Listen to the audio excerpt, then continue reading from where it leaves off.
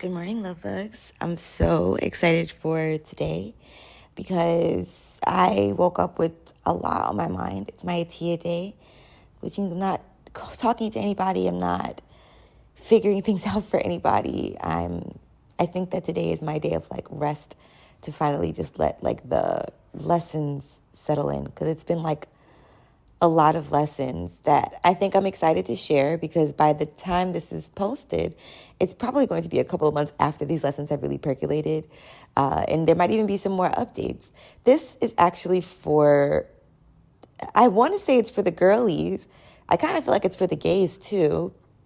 It's honestly for anyone other than like cis hetero men. And I guess if cis hetero men want to fucking listen, then fine. But like, I don't really know if this is the podcast that a lot of cis hetero men listen. If I'm wrong, like, let me know. Because like, great. If you are here, kudos to you for like trying to learn about pleasure. I think it's amazing.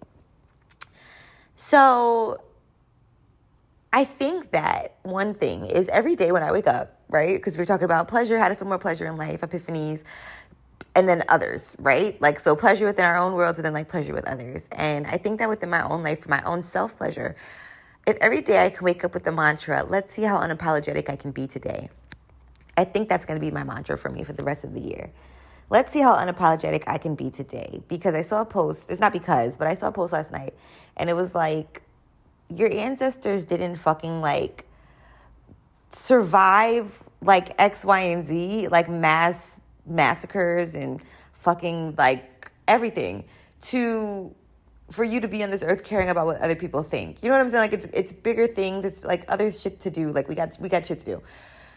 So now fast forward, I'm thinking about me and others, right? And so I think that October and November of 2025 were definitely like pockets of just like like I feel like I was put in a jar, and like some other things were sprinkled in the jar, right? It was some flowers, it was some fruit, it was some, let me think of one other thing, maybe like a stick.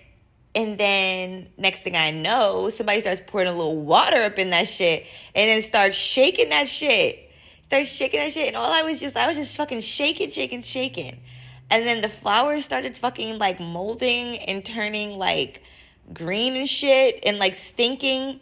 And the stick started getting wilted and growing bacteria. And then what else did I have in there? A leaf or sugar or something?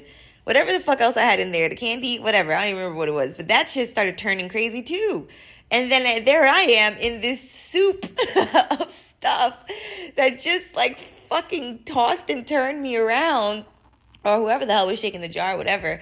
And then I feel like it started fermenting and shit. But the great part about fermentation is that eventually, like, it replaces, like, the bad bacteria mixes with the good bacteria, and it brings out the things that need to be brought up, and the good bacteria heals the things that the bad bacteria cause. So that's my analogy for, like, what the fuck those months were for me. Like, I went on a vacation that I thought was going to be a vacation. It ended up being, every time I think about it, it's just dark. And I'm like, am I ungrateful? No, if it's one word for Atia, it's fucking grateful. Like, you know, but, like, it's also fucking for real. And, like, we can all acknowledge that. So I can be grateful, but then also be like, come on, guys, like...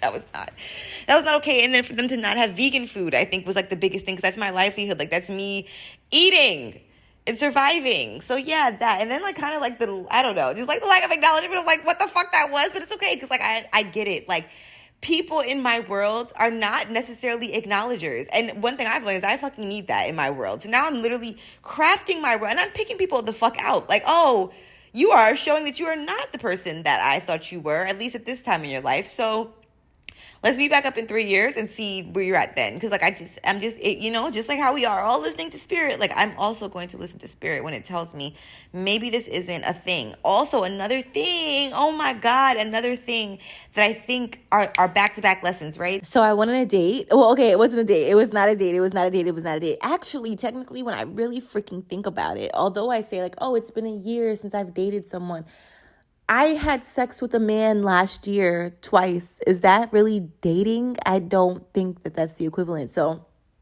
I would say, if I really sit and think about it, oh my God, the last time that I've really been on a date,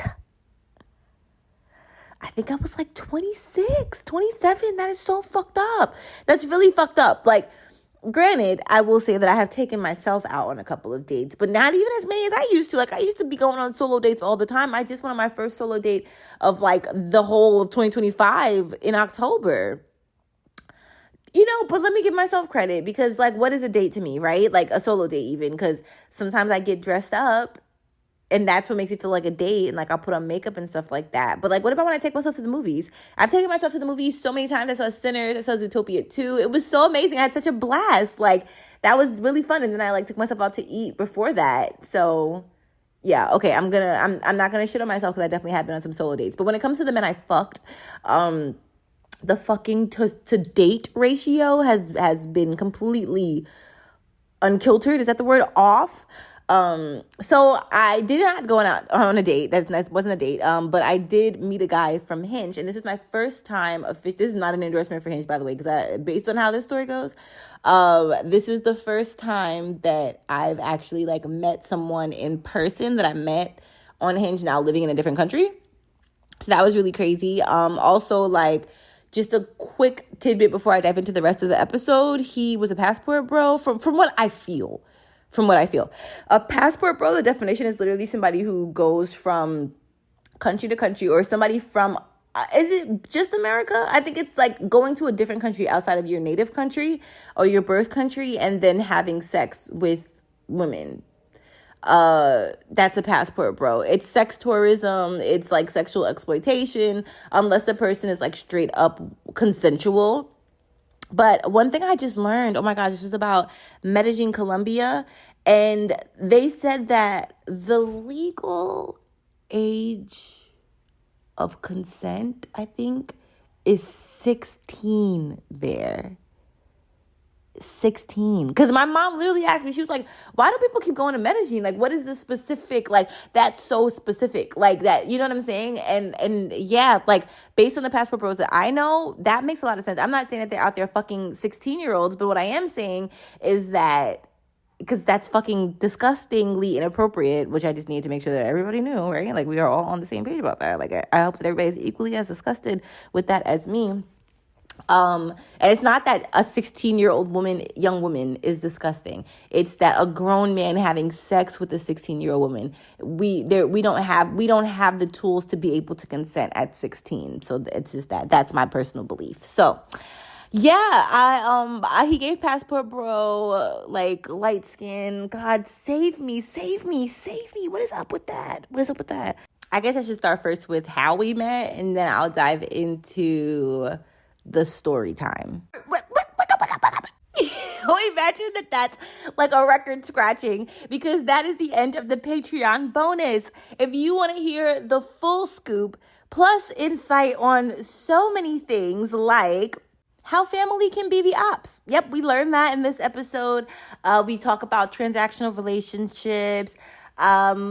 Also, like, learning how to differentiate different signs that the ancestors send me. Are they sending me a blessing, or are they giving me a heads up? We talk about light-skinned spiders as well, and also, like, a lack of spider racism, which I'm just wanted to clarify. Like, I know I mentioned a lot about light-skinned men. I have nothing against light-skinned spiders, and I have nothing against dark-skinned spiders. But there is mention of light-skinned spiders, so I just wanted to make sure that I clarified that very clearly so that everybody knows how inclusive I am regarding all spiders. Oh my God, we talk about how this friendship that I thought was real was not. We